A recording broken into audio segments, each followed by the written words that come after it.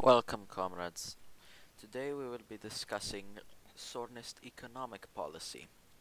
This is another episode of Sornism 101, the ideology that I created myself in association with Tyrannia and Vulgaristan. So let's get started. Sornist economic policy is characterized by policies and practices based on the principle that in each country the means of attaining ultimate communist goals must be dictated by the conditions of that particular country, rather than by a pattern set in another country. It is distinct from socialism in one country, from the socialism in one country theory, as we advocate cooperation between nations through independence, while at the same time pursuing socialism in whatever way is best suited to particular nations. On the other hand, socialism in one country focuses on fast industrialization and modernization to compete with what Stalin perceived as the more advanced nations of the West.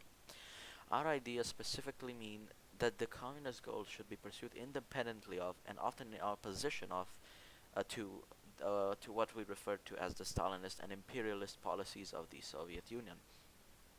The main policy is self-management and the theory of associated labor, which are basically profit-sharing policies and worker-owned industries.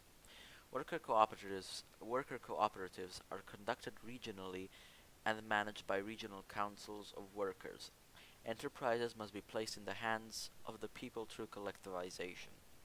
A socialist economic system is based on some form of social ownership of the means of production, which may mean autonomous cooperatives or direct public ownership, wherein production is carried out directly for use, where markets are utilized for allocating inputs and capital goods among economic units. The designation market socialism is used. When planning is utilized, the economic system is designated a planned socialist economy. Non-market forms of socialism usually include a system of accounting based on calculation in kind or a direct measure of labor time as a means to value resource and goods. In today's world, every economy is based upon a specific political philosophy and ideology.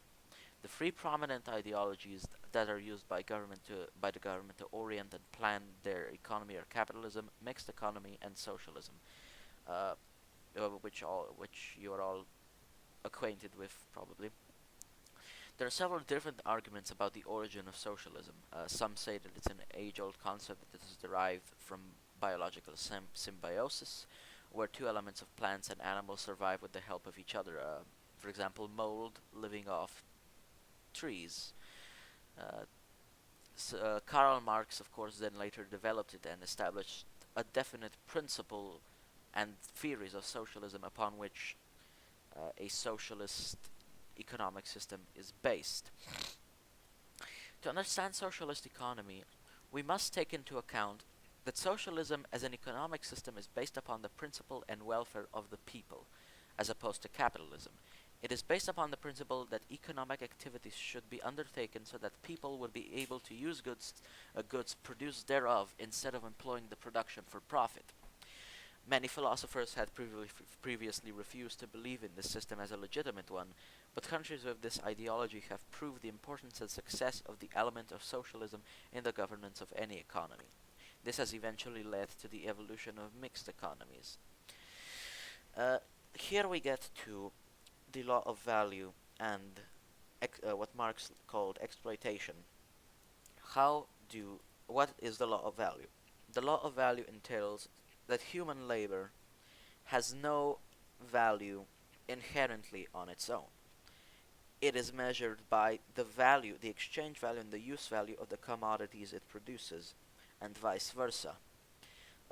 And exchange value and use value are in constant contradiction because commodities are produced for their use value and for their exchange value. That is a contradiction. I propose reading Chairman Mao's work on contradiction, which is a brilliant piece of work, probably one of his finest.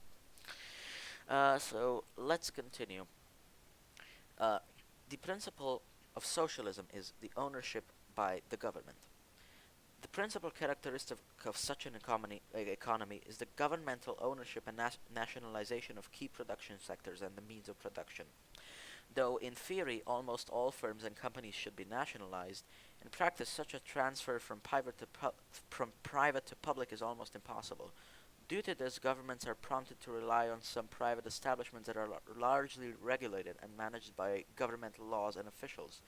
Organizations that are involved in production in many cases are cooperative organizations instead of firms and companies. This is an occurrence that happens in mixed economies. That's why we have socialist revolution, which in a quick process eliminates these sort of setbacks. Then there's a progressive tax and wealth redistribution. Uh, Often considered to be a drawback of this method, the taxation system progressively taxes higher income with higher tax percentages. The collected mammoth tax is then redistributed with the help of several public welfare schemes and policies. Uh, this basically means that the higher a person's income is, the more percent the more they will be taxed. Then there's price control. Another distinct feature is the technique of price control. Price of commodities are not fixed by demand and supply analysis, but are fixed by the government with respect to the necessity and nature of the commodity. Then there's nationalization and centralization. A socialism-driven system is basically operated by a central government. The nationalization and centralization of all avenues of production are handled by one centrally based government, which also frames the fiscal policies. The success of this kind of an economy is found in such a convention where fiscal policies so implemented are executed by regional and grassroots level administration with absolute timing and discipline. The economy as a whole thus becomes very, very successful. The GDP shoots up almost instantaneously, and poverty is non-existent. The government plans everything well, and it is well coordinated to reduce unemployment and increase productivity and profit. Resources are utilized efficiently, and production of goods takes place keeping the profit in mind. Since all citizens are treated equally, they all feel responsibility towards the state. The government provides equal pay packages, free education, housing, and health facilities. Consequently, social welfare is maximized. What needs to be understood about capitalist society is its many social contradictions. Commodities have an exchange and a use value, but their use value is produced for their exchange value. In a socialist society, the law of value is abolished, thereby ending bourgeois hegemony and proletariat exploitation. So basically, Sornism functions upon the basic principles of a socialist economy. The main difference is the form of collectivization is not directly placed into the hands of the state, though it is through in a broader term, in a broader specter. Uh, Through collectivization, all means of production are redistributed equally among the proletariat. Uh, this is a form of redistribution. This is something that Tito used, and it was called factories to the workers, which is one of the key principles of Sornism.